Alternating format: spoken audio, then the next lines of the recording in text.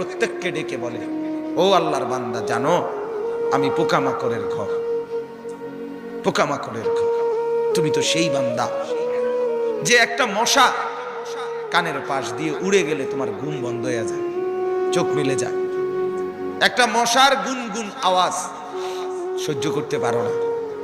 একবার কয়েল, একবার অ্যারোসোল, একবার মশারি, এরপরেও তুমি চাও যে একটা মশাও যেন আমার কানের কাছে গুনগুন না করে।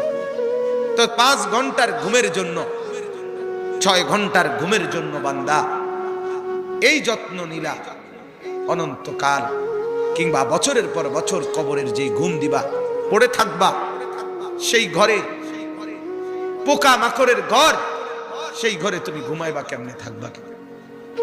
আমার বাপ, আমি থাকবো কিভাবে? আমি থাকবো কিভাবে বলে? ভাবেন।